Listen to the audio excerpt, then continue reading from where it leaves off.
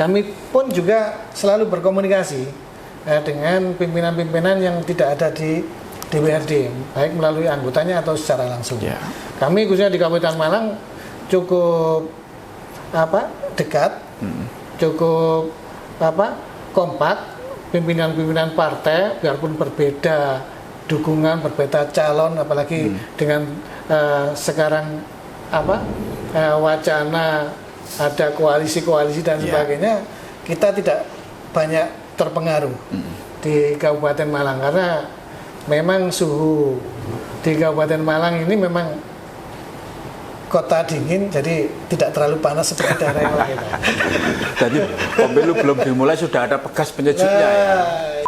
2023 ini memang kita kemarin juga sudah berkomitmen, termasuk kami dari DPRD Kabupaten menganggarkan untuk kegiatan pembangunan infrastruktur.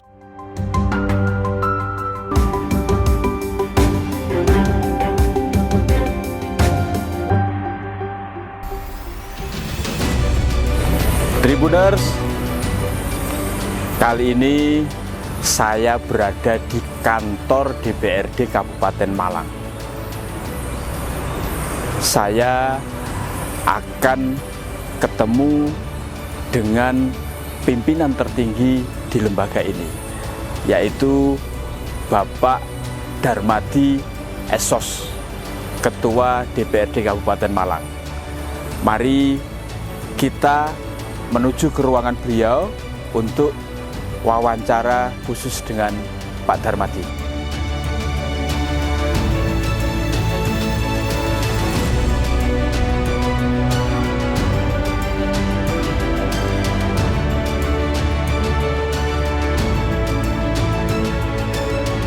Assalamualaikum Pak Darmadi. Waalaikumsalam. Pripun kabarnya Pak? Sehat Pak? Alhamdulillah sehat.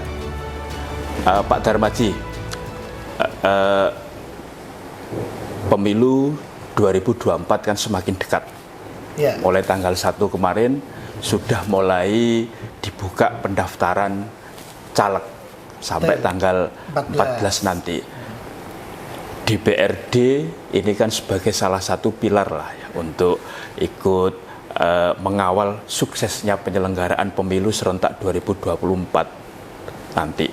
Nah, gimana Pak di Kabupaten Malang sendiri terkait untuk menyongsong gawe politik 5 tahunan ini? Jadi secara garis besar, secara umum, kalau Kabupaten Malang sebagai penyelenggara pemilu kan KPU, dan pemerintah Kabupaten Malang sebagai backup dari penyelenggara pemilu karena Kabupaten Malang juga berkepentingan. Pemerintah Kabupaten Malang berkepentingan terhadap suksesnya pemilu tahun 2024 karena ini adalah hajat nasional yang harus kita sukseskan bersama. Tentunya Kabupaten Malang juga akan membackup penuh terhadap pelaksanaan pemilu yang ada di Kabupaten Malang. Itu Pak ya? Ya.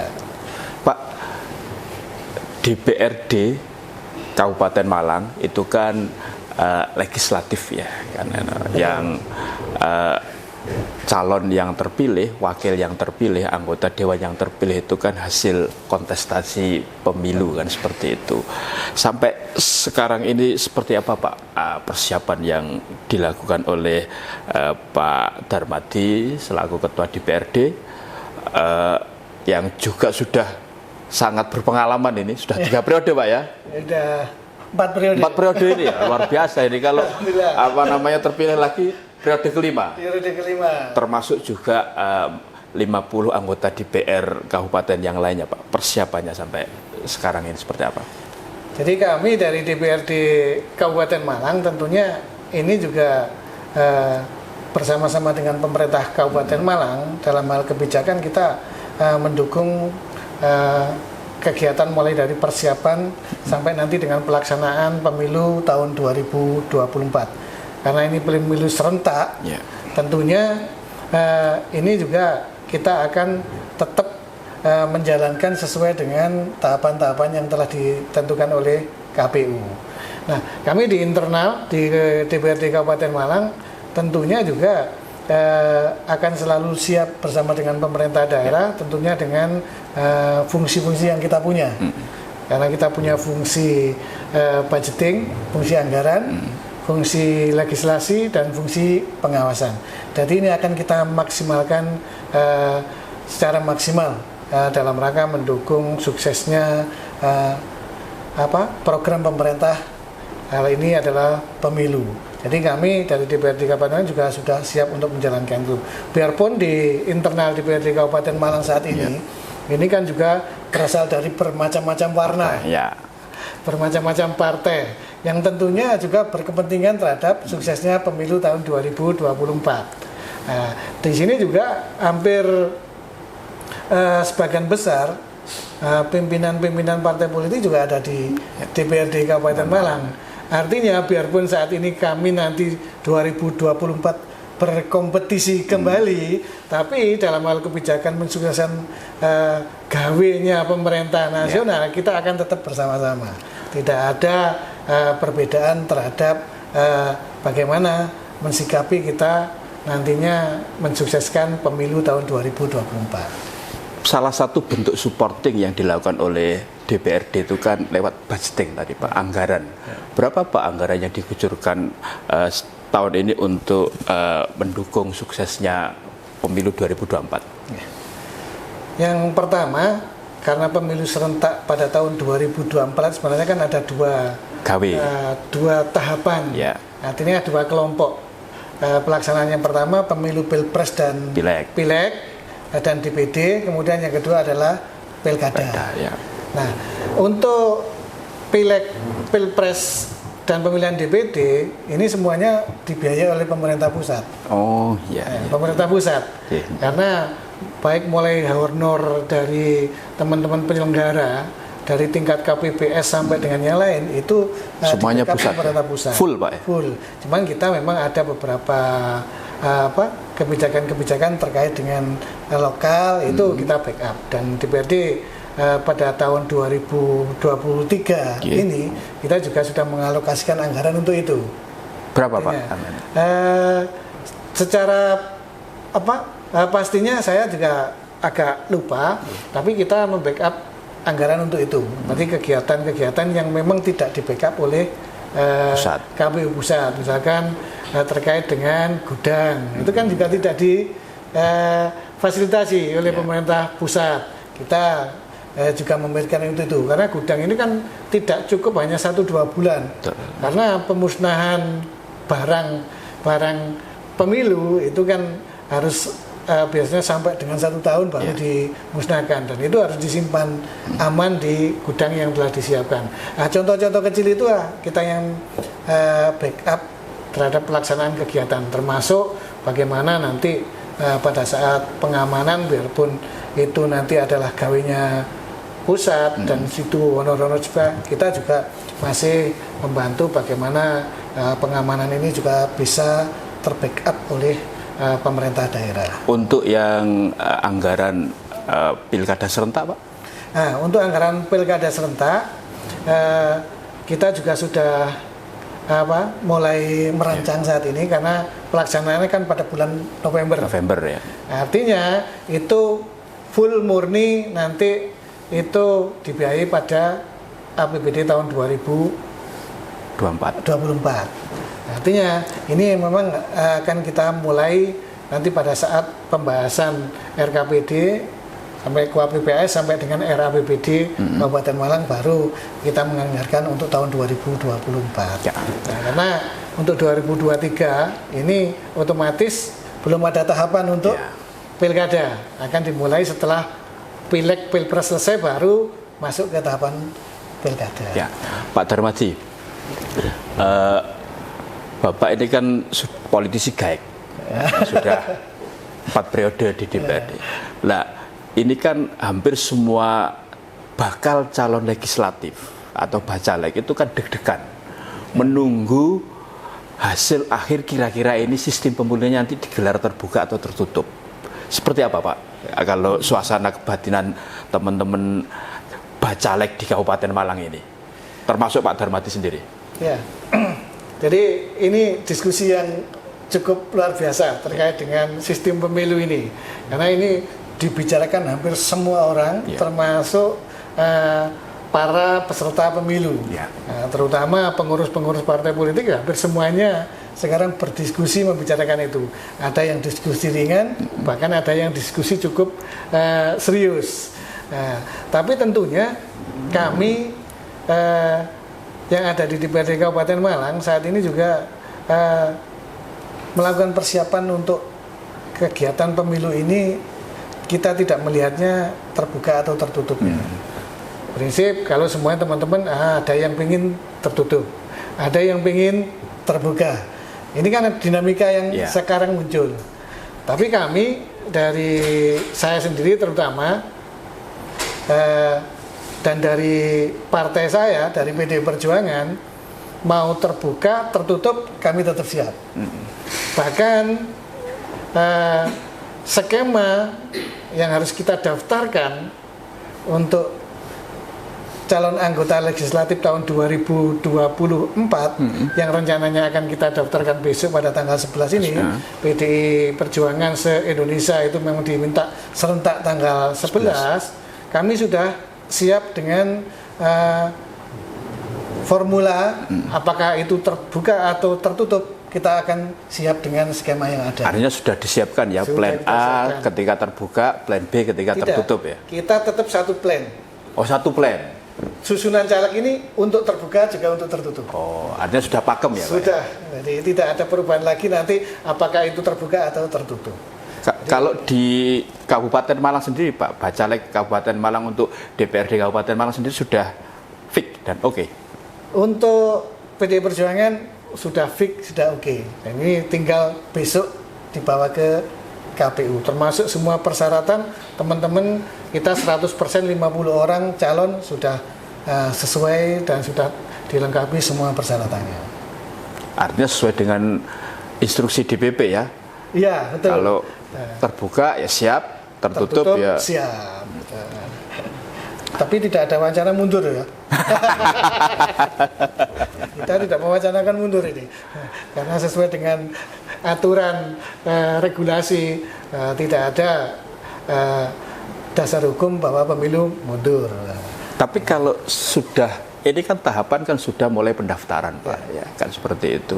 Sementara nanti penetapan daftar calon tetap DJT itu kan 14 Oktoberan ya, sekitar itu ya, kan seperti itu. Nah, dilihat dari situ potensi terbuka dan tertutup itu yang sampai saat ini kan masih bikin semua caleg terutama yang newcomer ini kan deg-degan ini. Kalau Pak Darmadi kan sudah pemain lama kan nggak begitulah ini apa namanya rasa deg-degannya ini. Bagi yang calon-calon baru, pendatang baru ini kan luar biasa Pak ini.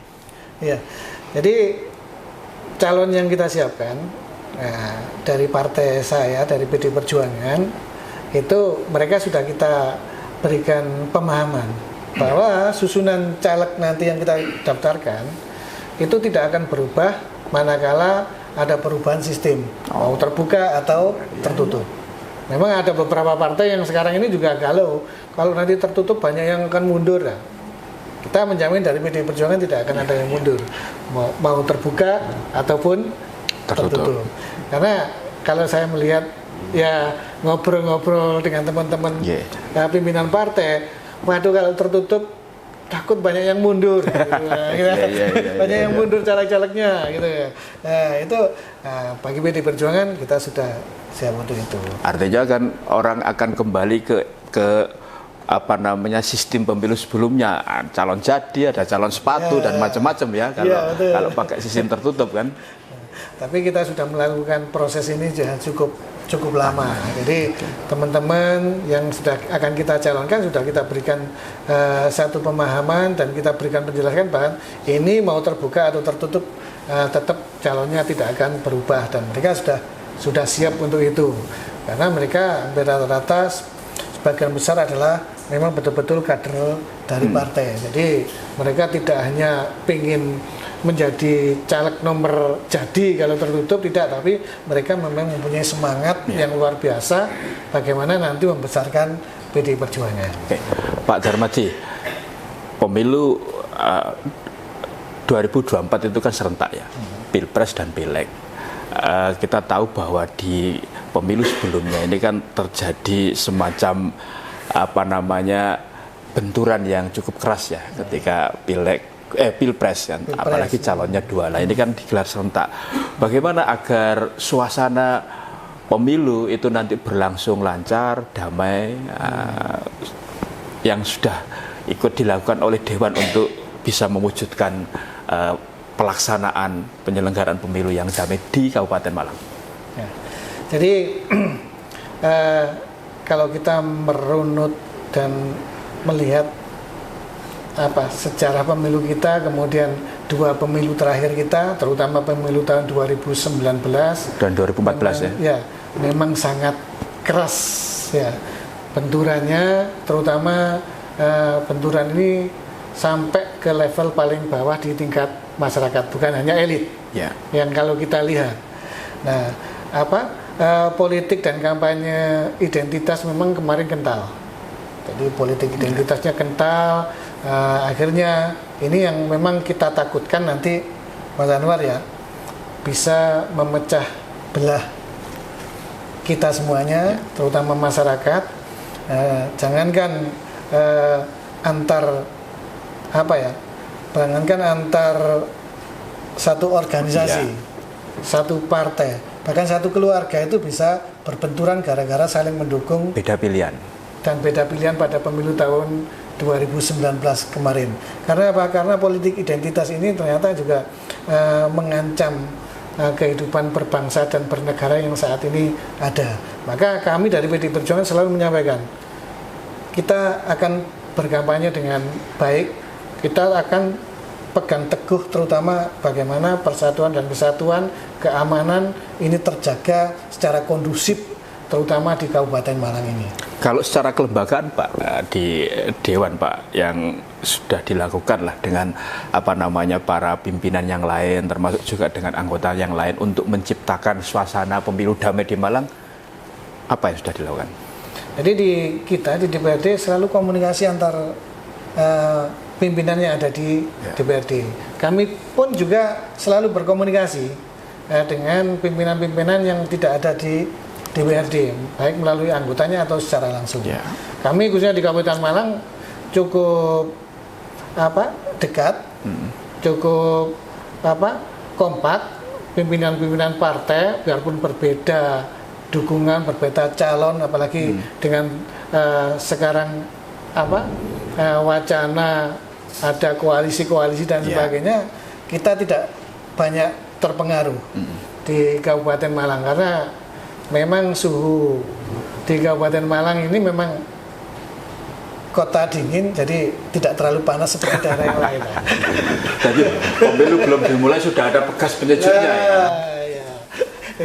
Karena komunikasi kita yang cukup baik selama ini dengan semua partai politik. Kalaupun kampanye, ya wajar lah kita saling mengunggulkan partai masing-masing, calon masing-masing. Tapi terutama kami memang selalu menghormati teman-teman biarpun itu berbeda pilihan, berbeda dukungan. Pak Darmadi, Kabupaten Malang ini kan jumlah pemilihnya kan menjadi yang terbesar ya setelah Surabaya. Ya.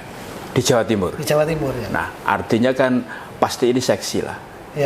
Untuk berebut suara di Kabupaten Malang, baik itu DPRD Kabupaten, DPRD Provinsi maupun DPRD Pusat dan DPD RI, termasuk juga calon presiden nanti, kan seperti itu. Seberapa Bapak melihat terkait nanti pentingnya Malang ini sebagai penentu lah siapapun yang terpilih di berbagai tahapan pemilihan tadi, baik pileg juga pilpres.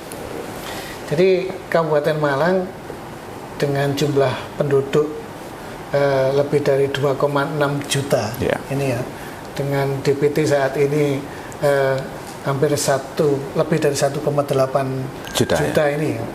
Ini memang menjadi daerah yang potensial bagi semua calon, baik itu calon anggota DPRD provinsi, DPR RI, DPD maupun nanti calon presiden.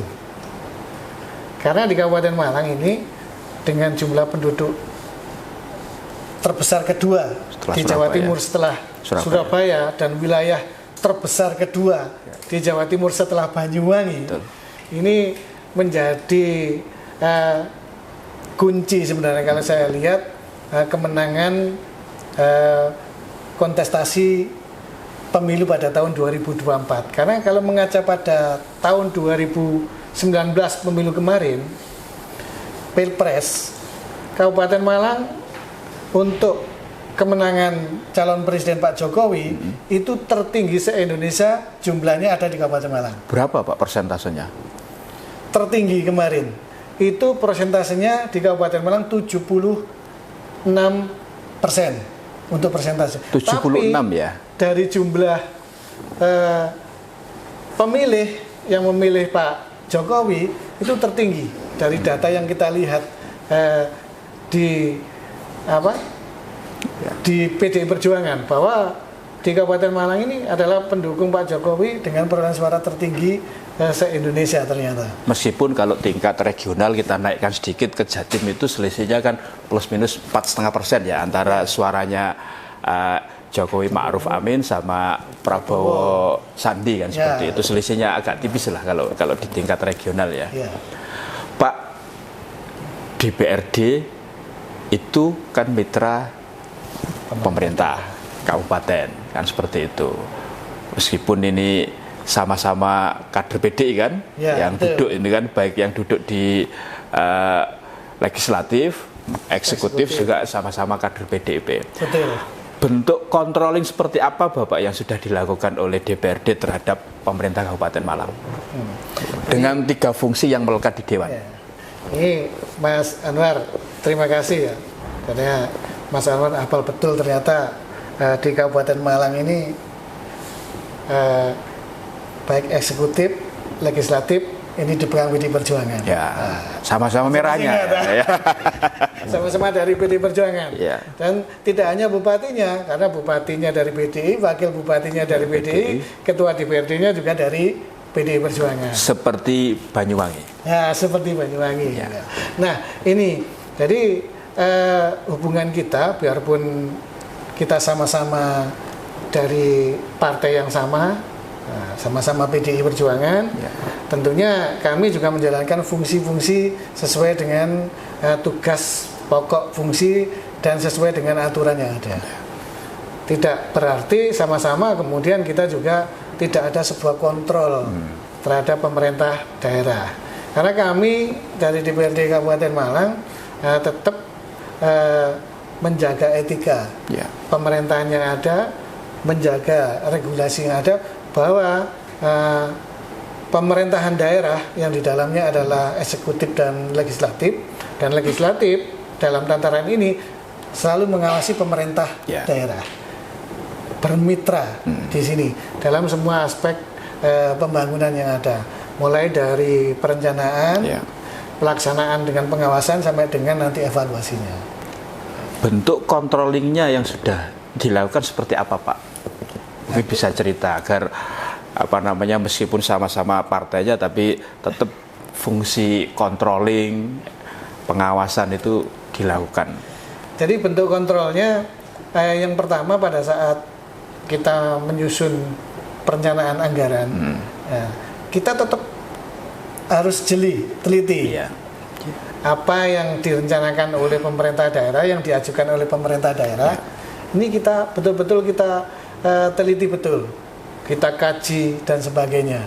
Bukan berarti karena ini permintaan dari bupati yang orang PDI, kemudian saya sebagai ketua DPRD juga orang PDI, apa yang dimau Pak Bupati selalu kita amini, selalu kita setujui. Tidak, selama apa yang direncanakan, yang diinginkan pemerintah daerah yang dipimpin oleh Pak Bupati itu sesuai dengan mekanisme, sesuai dengan aturan, dan tentunya yang penting ini adalah targetnya adalah untuk kesejahteraan masyarakat dan kepentingan masyarakat, maka kami dari DPRD Kabupaten Malang dan saya tentunya akan mendukung baik dari segi kebijakan maupun penganggarannya. Artinya evaluasi strategis dan solutif itu selalu ya diberikan oleh teman-teman DPRD ini kepada Pemkab. Oh, tentu. Untuk terhadap program prioritas yang sudah dicanangkan oleh pemerintah kabupaten. Tentu. Tentu itu akan selalu kita lakukan. Karena apa? Karena saya juga melihatnya bukan hanya melihat saya sebagai ketua DPRD terhadap pemerintah daerah, tapi saya juga harus menjaga marwah partai. Bupatinya seorang PDI Perjuangan, wakil bupatinya seorang PDI Perjuangan, maka ini harus betul-betul menjadi sebuah pemerintahan yang betul-betul diinginkan oleh masyarakat dan dipercaya oleh masyarakat, sehingga masyarakat nanti akan mempunyai kepercayaan kepada kami dari DPRD, tentunya kepada PDI Perjuangan. Imbasnya kan ke sana. Ya. Ada tidak Pak ya, misalkan dari sekian banyak program strategis yang sudah dicanangkan baik di RPJMD maupun jangka ini yang oleh Pemkab itu, yang ternyata ini menurut Dewan ini tidak cocok dengan aspirasi, visi dan misi pembangunan Kabupaten Malang, sehingga ketika dievaluasi kritis sampai misalkan Dewan itu memberikan kartu kuning gitu kepada Pemkab. Sempat gak kejadian seperti itu? Ya, jadi sebelum jawab itu saya sedikit meluruskan. Kalau sudah RPJMD artinya sudah disetujui oleh DPRD. Ya, kan pengawasannya kan nanti tinggal sudah pengawasannya. Disetujui oleh DPRD.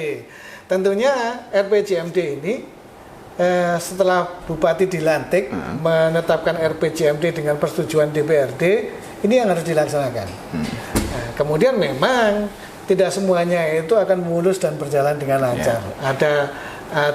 Selalu ada tantangan dan hambatan yang ada di sana. Nah, di sini tugas kami itu adalah bagaimana mengevaluasi bahwa target-target di RPJMD ini bisa dicapai oleh Pak Bupati sebagai pimpinan tertinggi di Kabupaten Malang, karena ini adalah visi misi penjabaran dari visi misi beliau pada saat mencalonkan RPJMD. Nah, tentunya harus dicapai. Berapa yang harus dicapai pada tahun pertama, tahun kedua, dan sampai nanti pada akhir tahun Pak Bupati menjabat. Nah, tapi lagi-lagi karena pemilu serentak, pilkada serentak, Kabupaten Malang ikut maju ini. Yang seharusnya 2026 menjadi 2024 ini. Ikut maju ya? Iya, ikut maju. Jadi artinya nanti Pak Bupati RPJMD-nya sampai artinya 5 tahun, ini paling mungkin sampai 3,5 tahun. 3,5 tahun. Baru Pak Bupati nanti akan sudah melakukan kontestasi lagi untuk pemilu kada yang akan datang. Tapi ini menjadi tantangan kita. Bagaimana target-target yang sudah ada ini bisa dicapai.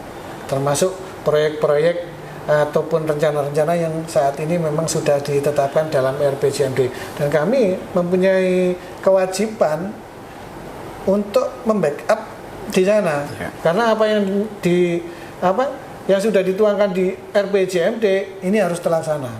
Manakala kita melihat ada beberapa di RPJMD target itu yang tidak bisa dicapai, kita akan mereview ini yang salah targetnya atau pelaksanaannya yang salah. Ya, Pak Darmadi, salah satu problem utama yang dari zamannya Pak Ibnu Rubianto almarhum Bupati pertama setelah era reformasi kan, sampai hari ini itu kan salah satu masalah yang selalu muncul adalah soal infrastruktur jalan di Kabupaten Malang itu. Ini kan sudah menjadi PR lama, tapi sampai sekarang kan belum terselesaikan kan seperti itu. Bagaimana catatan kritis dari Pak Darmadi? Jadi ini mengingatkan saya kembali ini, Mas Anwar ya. Jadi kemarin kita juga sedikit dibully oleh masyarakat, bukan dibully ya, artinya diberikan diingatkan oleh masyarakat melalui berbagai media massa ataupun media-media yang lain gitu. Kabupaten Malang banyak wisata baru. Nah, kalau Ceglongan Sewu gitu ya. Ini merupakan kritik dan pengingat bagi kita semuanya. Jadi memang di Kabupaten Malang dengan menjadi daerah yang cukup luas kedua setelah Banyuwangi. Di Jawa Timur ini setelah Banyuwangi ini mempunyai panjang jalan yang ternyata juga lebih dan paling banyak daripada Banyuwangi, jalan tingkat kabupaten. Jadi perbandingan jalan provinsi, jalan negara, jalan nasional dan jalan kabupaten itu perbandingannya sangat jauh. Kalau di daerah lain perbandingannya 1, 3, 5 katakanlah itu, di kita tidak, sangat jauh sekali. Jalan nasional kita hanya berapa ratus kilometer. Kemudian jalan provinsinya malah lebih sedikit lagi. Yang paling banyak adalah jalan kabupaten statusnya. Nah ini menjadi tantangan. Dan memang sejak dilantik Pak Bupati mempunyai konsentrasi terhadap infrastruktur. Karena Pak Jokowi juga mendapatkan visi misi dan sebagainya itu juga dari visi misi Pak Presiden Pak Jokowi yang memang mengutamakan infrastruktur, dan Pak Jokowi kan juga dikenal sekarang ini dengan Bapak infrastruktur jalan gitu ya, karena membangun jualan di mana-mana di seluruh wilayah Indonesia ini. Nah, Pak Bupati sebenarnya juga sudah gitu ya. Tapi Pak Bupati kan dilantik pada tahun 2021. Ya. Pas Covid. Betul. Anggaran kita mulai tahun 2020, 2021 ya Sanwar ya, itu semuanya difokuskan pada penanganan Covid. Sehingga kemarin anggaran kita untuk infrastruktur sangat kecil. Untuk kegiatan rutin pemeliharaan kesehatan tidak cukup kemarin. Maka pada tahun inilah, pada tahun 2023 ini kita cukup bisa menganggarkan untuk pembangunan infrastruktur jalan. Artinya masa pemerintahan Pak Sanusi sama Pak Didik ini betul-betul mulai fokus infrastruktur ya mulai tahun ini Pak? Mulai tahun 2023 ini. Karena 2020, 2021, nah kemudian 2022 itu masih sebagian juga ke Covid, penanganan Covid. Nah, belum lagi kemarin ditambah dengan PMK, penyakit mulut dan kuku hewan kemarin itu ya. Maka 2023 ini memang kita kemarin juga sudah berkomitmen, termasuk kami dari DPRD Kabupaten menganggarkan untuk kegiatan pembangunan infrastruktur. Sampai berapa Pak? Jadi untuk plotting anggarannya? Plotting anggaran untuk khusus infrastruktur jalan itu lebih dari 400 miliar untuk tahun ini.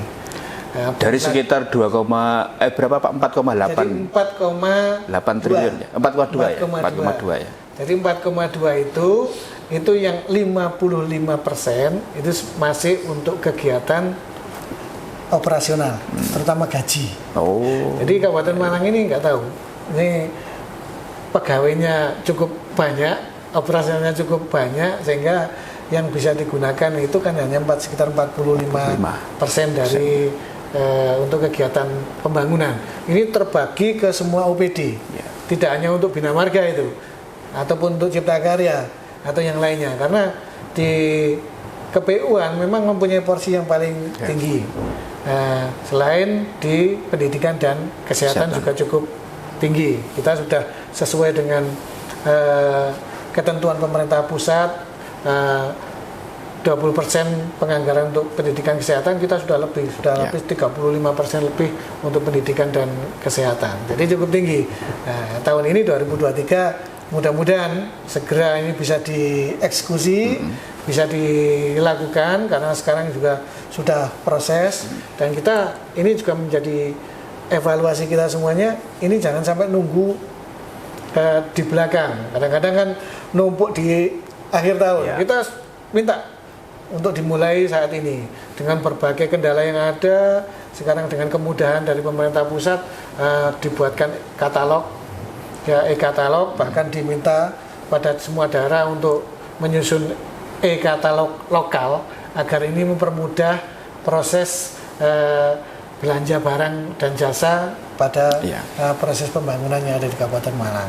Prinsipnya bahwa mudah-mudahan biarpun tidak tertangani semua, jalan-jalan di Kabupaten 2023 sebagian besar nanti sudah bisa diperbaiki, terutama jalan-jalan akses yang menjadi akses vital, akses utama ini untuk menggerakkan ekonomi tentunya, terutama kepada arah kepada tempat-tempat wisata di Malang Selatan.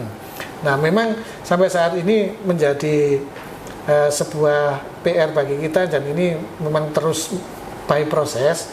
Itu misalkan ke arah Balikambang dan sebagainya. Itu kan yang melaksanakan adalah pemerintah pusat sebenarnya. Itu jalan nasional, Pak? Iya, sekarang sudah ditangani nasional. Jadi nasional belum gerak, kita juga nggak bisa gerak, gitu ya. Nah, tentunya ini yang sebagian besar masyarakat tidak tahu. Yang disalahkan tetap kabupaten saja. Ya. Karena orang tahunya kan ini jalannya di Malang, pasti yang tanggung jawab harus pemerintah Kabupaten Malang. Contohnya ke Panjen sampai Pakisaji, Kebon Agung. Kalau rusak yang disalahkan juga Kabupaten Malang. Padahal itu jalan nasional. Ya. Pak, infrastruktur itu menjadi backbone ya, punjer, karena itulah nanti yang menggerakkan perekonomian, ya akses jalan, terus tempat wisata. Dan Malang ini kan juga selain tempat wisatanya banyak sekali ya, dan juga sangat menarik. Kan juga Malang ini kan penyuplai sayuran terbesar lah di Jawa Timur. Pasti rentetannya ini ketika infrastruktur dibenahi ini kan panjang sekali, dan itu bisa meningkatkan nilai perekonomian masyarakat ya. Untuk terus agar ngawal itu, misalkan tahun ini 2023 400 miliar untuk infrastruktur. Kemungkinan di tahun depan naik lagi tidak Pak anggaran untuk focusing ke sana? Jadi untuk tahun depan memang kita mempunyai perencanaan sudah, mempunyai sebuah gambaran besar, kemudian kemampuan keuangan juga sudah mulai kita tata sebesar apa nanti 2024, target kita juga seperti apa, dan tahun depan kita juga akan merencanakan lebih banyak lagi penganggaran ke infrastruktur, baik jalan, jembatan, ataupun infrastruktur yang lain di KPU-an ini. Nah, itu pun memang kita sudah menyampaikan, bahan ini juga sama dengan apa yang diinginkan Pak Bupati, bahwa nanti kita fokuskan lebih banyak kepada jalan-jalan yang menjadi pusat-pusat produksi. Ya. Satu. Yang kedua, jalan-jalan menuju tempat-tempat wisata. Kemudian jalan-jalan yang menjadi jalur utama distribusi barang dan jasa. Ini yang menjadi prioritas pada tahun 2023 ini. Dan nanti juga tetap juga menjadi prioritas pada tahun 2024. Karena kita tahu seperti yang saya sampaikan tadi, Kabupaten Malang ada yang menjadi tempat wisata, kemudian tempat produksi sayuran yang ada. Nah, ini memang kita mempunyai banyak potensi yang ada, mulai pariwisata, pertanian. Pariwisata punya sekitar 12 pantai besar ya, pantai yang terkenal. Terus selatan, kira-kira 8 coban besar ya kan, seperti itu yang sudah punya nama lah.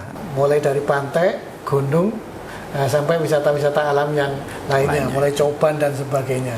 Nah, ini menjadi peluang sebenarnya bagi Kabupaten Malang, bagaimana meningkatkan, menggerakkan perekonomian yang ada di Kabupaten Malang. Tidak hanya kita melihat untuk pendapatan asli daerah, tapi bagaimana masyarakat ini nanti terdongkrak ekonominya dengan kegiatan-kegiatan yang ada. Untuk layanan publik Pak, gimana cara Dewan mengawal agar masyarakat ya itu diberikan haknya kan, untuk mendapatkan layanan publik yang prima, yang mudah, yang cepat dan seterusnya. Apa yang dilakukan oleh Dewan? Nah, ini untuk layanan publik ini memang kalau boleh dibilang menjadi sebuah kunci. Kata kunci ya, bagaimana pemerintahan daerah ini berhasil memberikan pelayanan kepada masyarakat. Kalau kita melihat survei-survei kepuasan publik, ya kan, itu biasanya lebih banyak melihatnya dari bagaimana pelayanan publik ini ada. Nah, misalkan terkait dengan pelayanan kependudukan, misalkan ya, pelayanan kependudukan ini juga menjadi problem kita sebenarnya, karena dengan wilayah yang luas, ya, kemudian ada beberapa wilayah itu yang ke pusat pemerintahan di Panjen atau di kota, ini perjalanan lebih dari 2 jam. Kalau di Donomulyo sana jauh Pak ya? Donomulyo jauh, kalau dari sini kita perjalanan paling cepat 1,5 jam. Nah, kalau kita mau ke Kasembon dari sini ya paling cepat 2 jam. 2 jam ya. Ya. Kalau kita mau ke Ampel Gading ya 2 jam. 2 jam juga, ya. Bisa 3 jam tergantung arus lalu lintas yang ada. Termasuk dari Lawang juga di sini. Termasuk Lawang, kita melewati Kota Malang. Ya, Kota Malang. Nah, ini yang memang menjadi tantangan. Ya. Kita bagaimana memberikan pelayanan publik kepada masyarakat. Ya, terutama kalau masyarakat tahunya itu kan pelayanan publik adalah pelayanan administrasi kependudukan misalkan ya. Karena bagaimana memperoleh KTP, ngurus KTP itu mudah, ngurus KK mudah, ngurus surat-surat yang lain administrasi kemudian mudah. Ini menjadi tantangan kita di Kabupaten Malang dengan wilayah yang cukup luas. Pak Darmadi, anggota Dewan itu banyak orang mengatakan kan jabatan yang incak-incak-ri. Ya. Bagi Malang ini menjadi penting karena kebetulan tetangganya Kota Malang itu kan pernah kejadian hampir semuanya itu kan kena ketika soal penganggaran kan soal APBD. Nah, bagaimana Pak Darmadi selaku Ketua DPRD Kabupaten Malang itu menjaga agar hal yang sama tidak terjadi di sini? Terima kasih, Pak Iwan. Ini juga menjadi sebuah semangat bagi saya, bagi kami. Ini juga diingatkan di sini. Tentunya yang pertama, kami juga tidak ingin kejadian seperti di Kota Malang ataupun daerah-daerah yang lain yang hampir sama dengan Kota Malang ini terjadi di Kabupaten Malang. Nah, untuk wilayah Dalik lah, ya jangan sampai terjadi. Pindah sekolah ya kan? Tentunya kami melaksanakan terutama ini yang hubungannya dengan anggaran, penganggaran. Tentunya kami selalu mengikuti dan mentaati regulasi yang ada, aturan-aturan yang memang dibuat bagaimana terkait dengan proses penganggaran ini harus dilakukan. Itu yang pertama. Yang kedua, bahwa DPRD Kabupaten Malang dan semua DPRD yang lain sebenarnya itu kan tidak mengelola anggaran dan tidak boleh mengelola anggaran. DPRD kan mempunyai 3 fungsi yang ada itu. Fungsi budgeting itu bukan mengelola, tapi bagaimana merencanakan anggaran dengan pemerintah daerah. Nah, ini fungsi-fungsi inilah yang kita jalankan dengan betul. Jadi kita tidak ingin setelah kita menyetujui APBD, mulai dari perencanaan sampai persetujuan, sudah semuanya murni lepas menjadi tanggung jawab pemerintah daerah untuk melaksanakan. Kita tinggal ngawasi.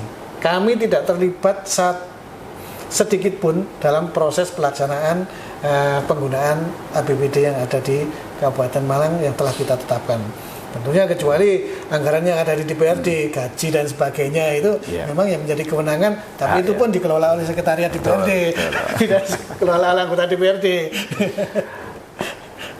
Pak, terakhir Pak, apa pesan Pak Darmadi kepada masyarakat Kabupaten Malang agar menjelang pemilu 2024 ini?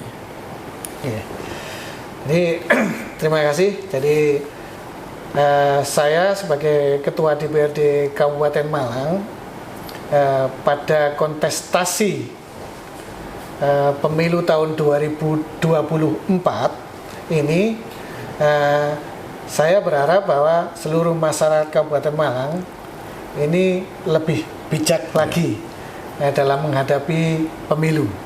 Artinya event 5 tahunan kita jadikan untuk menjadikan bangsa Indonesia, negara Indonesia, menjadikan Kabupaten Malang nantinya ini menjadi yang lebih baik, mencari pemimpin yang lebih baik, mencari wakil yang lebih baik. Kontestasi ini adalah hal yang biasa. Artinya bahwa dalam berkontestasi ini tentunya yang pertama kita dan saya berharap bahwa kondusivitas keamanan di wilayah Kabupaten Malang ini bisa terjaga dengan baik. Itu yang pertama. Yang kedua, marilah kita berkampanye dengan santun, sama-sama. Kita berkampanye dengan baik, tentunya dalam rangka mencari wakil dan pemimpin yang baik juga. sehingga nanti menghasilkan pemimpin-pemimpin yang betul-betul amanah dan nanti bisa sesuai dengan harapan masyarakat untuk membangun bangsa, bahkan membangun Kabupaten Malang yang ada dan kita cintai ini. Itu. Dan kemudian yang ketiga, karena semakin tahun kita melihat survei dan sebagainya, setiap pemilu ke pemilu partisipasinya ini semakin turun, rendah, ya. Nah, semakin rendah. Maka saya berharap kepada seluruh masyarakat Kabupaten Malang, marilah kita gunakan hak pilih kita. Kita gunakan hak pilih ini dengan baik dan bijak. Karena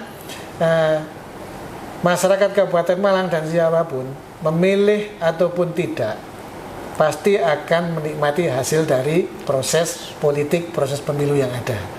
Jangan sampai nanti kalau pemimpinnya gak bagus, nanti hanya mencela, tapi tidak ikut menentukan pimpinannya.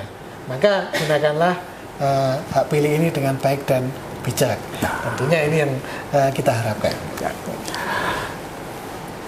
Tribuners dan pembaca Harian Surya, demikian tadi wawancara saya dengan Pak Darmadi Esos, Ketua DPRD Kabupaten Malang. Kita ketemu dengan wawancara tokoh-tokoh ternama di Jawa Timur lainnya. Saya Mujib Anwar undur diri. Assalamualaikum warahmatullahi wabarakatuh. Waalaikumsalam. Selamat siang, salam sejahtera, Om Swastiastu, Namo Buddhaya, salam kebajikan.